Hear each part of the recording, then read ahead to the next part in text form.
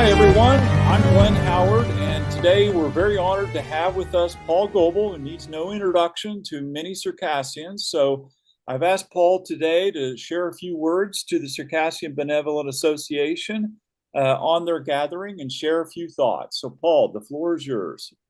Well, thank you, Glenn. It's a great honor to be on Zoom with you. I'm sorry that I can't be present, but my health doesn't allow me to travel very much anymore.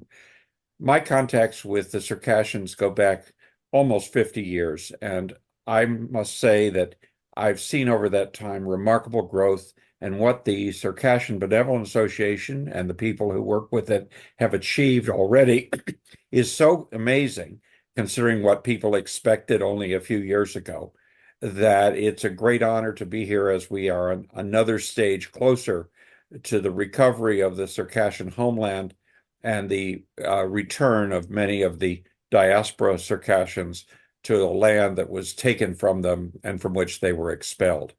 I'm very optimistic because what we are watching is the collapse of the identity that has been the basis of holding the Russian Empire together. I don't think people have paid enough attention to the fact that when the Ukrainian forces moved into Kursk Oblast, you did not have what you would have had in every other country on earth, an explosion of popular demands that the government do something about it, that it mobilize everything, that it do what was ever necessary to expel a foreign invader on the territory of Russia. That didn't happen. And the reason it didn't happen is that the Putin regime has sought so hard to suppress any civic identity that people no longer have a sense that they are participants in the process.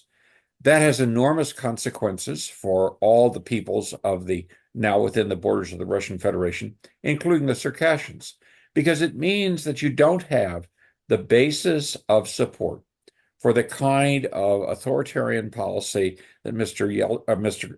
Putin has been associated with and is likely to engage in more in the future. The population is not on his side. It's increasingly looking only to its own narrow interests. And that gives groups like the Circassians a chance to move forward. Circassians are in a particularly good position for at least three reasons. First, as is often forgotten, the Circassians have the largest diaspora population of any people whose main center is within the territory of the current borders of the Russian Federation.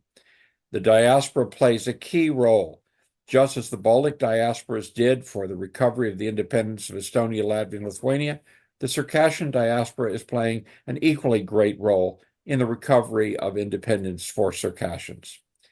Second, the Circassians have done something which a lot of groups don't do. They have always worked hard to cooperate with others in their region, with the various peoples of the North Caucasus in particular, but with the Ukrainians, with other nations who are struggling against Muscovite imperialism. That's important because the people who are going to come out from the looming demise of the Russian Federation best are going to be those who've established good relations with all kinds of people. Those that try to go it alone, to do it all by themselves, are going to be much less effective in the next 5 years than are those like the Circassians who are working with others. And third, the Circassians are very, very close to having the Ukrainian government recognize what happened in 1864 as an act of Russian genocide against them. As we all know in international affairs, it's the first country that takes that step that's critical. Once one country does it, other countries will feel far more willing, they'll be far more willing to follow. So I believe that within the next few months, the Ukrainian Verkhovna Rada, the parliament, will vote to recognize 1864 as the genocide it was, and that will open the gates to other countries following suit. As that happens, Moscow will find itself ever more on the defensive. and with what I see as the weakening of the Russian center, we can look forward sometime in the next few years, I'm not saying next few months, but next few years, to the recovery of what Circassians have kept their hopes alive for the last century and a half. That is a recovered Circassian state where the homeland belongs in the North Caucasus. Well, Paul, thank you. I think that no one can say that better than you, and I think you've really given some thought going forward. So on that note, I'll make sure everyone in the Circassian Benevolent Association today hears this message and pass it on. So thank you once again. Thank you, Colin.